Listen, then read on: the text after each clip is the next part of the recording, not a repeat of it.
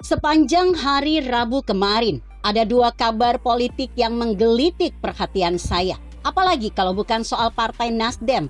Menggelitik karena meskipun aktualisasinya ada di dua masalah berbeda, namun cukup membuat prihatin. Juga menyiratkan adanya semacam ancang-ancang Nasdem untuk mulai bersikap tegas, utamanya terkait hubungannya dengan pemerintahan Jokowi.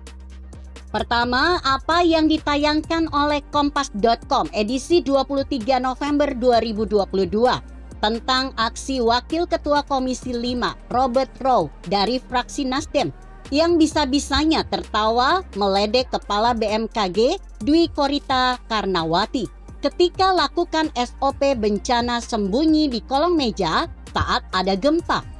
Sekedar info, di tengah-tengah rapat Komisi 5, BMKG dan Kepala Basarnas memang ada goncangan berkekuatan 5,6 magnitudo yang terasa hingga ke gedung DPR RI.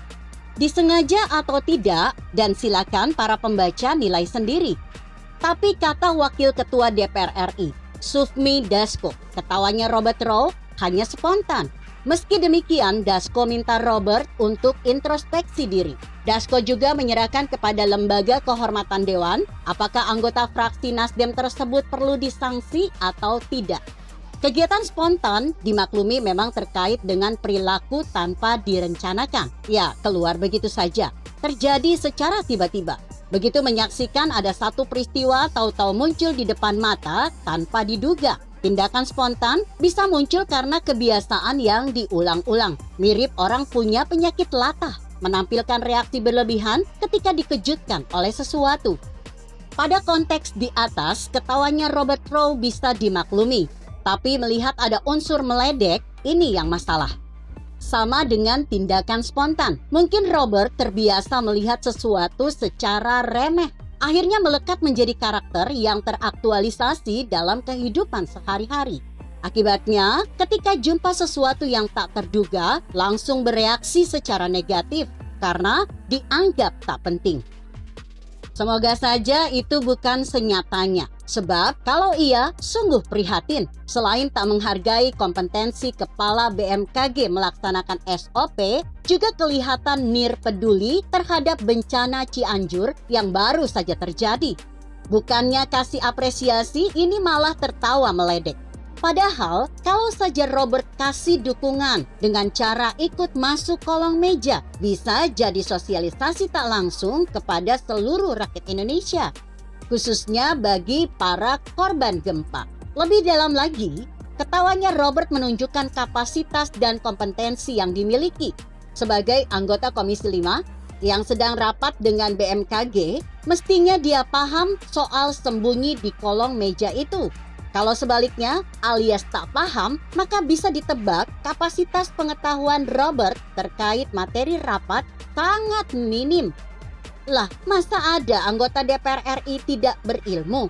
Ya malulah mas bro. Apapun alasannya, Partai Nasdem selaku induk organisasi tempat Robert bernaung, saya kira perlu bersikap. Tolong didik anggotanya itu, setidaknya untuk masalah tata krama dan etika bersikap. Juga soal keharusan melakukan persiapan lebih matang ketika hendak mau rapat dengan mitra kerja.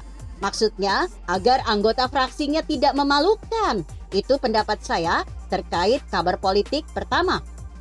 Sekarang yang kedua.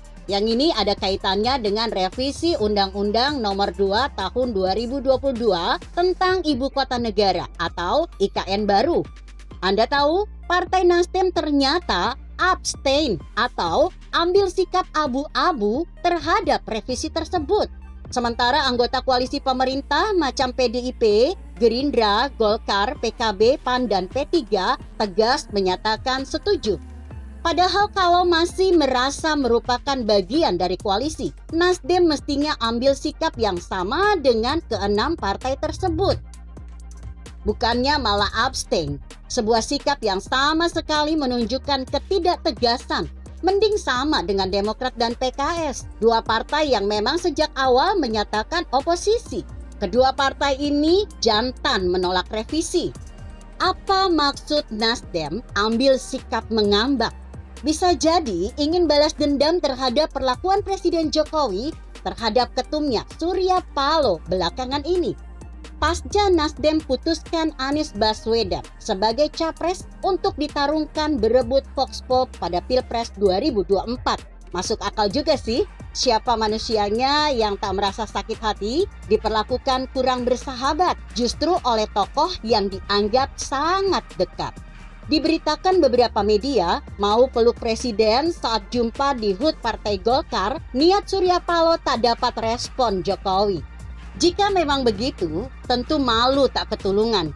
Lalu pengen dihadiri saat HUT Nasdem, presiden tak muncul. Masih berharap presiden bisa kasih sambutan meski lewat video, juga tak dapat respon. Lalu kemana muka ini hendak ditaruh? Nampaknya Partai Nasdem hendak tunjukkan perlawanan dengan cara abstain. Mulai berani bersikap tak menyenangkan bagi pemerintahan Jokowi. Maksudnya mungkin agar ada perhatian meski cuma sedikit. Guna mengembalikan kepercayaan dan mempererat kembali pertemanan. Sebab kalau tidak, kebahagiaan Nasdem bisa terancam. Apa itu? Kader yang ada di kabinet bisa ditendang keluar. Hanya saja, sikap Nasdem masih nanggung, tak mampu terang-terangan macam Demokrat dan PKS. Kira-kira berani tidak ya Nasdem tiru kedua partai ini? Frontal langsung tolak revisi Undang-Undang IKN, sekaligus menyatakan pindah haluan dari teman koalisi menjadi lawan yang ada di oposisi. Ayo Nasdem Pak Paloh, coba buktikan. Saya dan sebagian pembaca ingin lihat.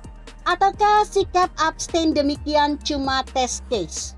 Semata mau lihat seberapa jauh reaksi anggota partai koalisi lain melihat perubahan sikap Nasdem yang awalnya terbiasa ikut tanpa banyak tanya, lalu kini jadi ada filter. Sebagai tanda bahwa meski hanya tergolong partai menengah, Nasdem juga punya kekuatan. Sama dengan posisi PDIP, Gerindra, dan Golkar yang termasuk partai besar. Test case pula bagi Presiden Jokowi agar tak pandang remeh Partai Nasdem dan ketumnya Surya Paloh.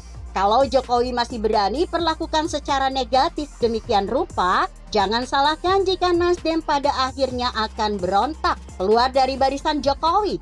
Lalu, sisa sekitar 2 tahun ini akan selalu melakukan kritik keras. Akankah Jokowi takut? Menurut saya, Jokowi tak akan takut oleh manuver Nasdem Paloh. Begitu kira-kira. Artikel ini ditulis Zabidi Mutyula yang disadur dari Kompasiana.com dengan judul Lagi-lagi Soal Nasdem. Bagaimana menurut Anda? Jika Anda berpendapat lain, tuliskan komentar Anda di bawah ini. Saya Emma, Karisma 90.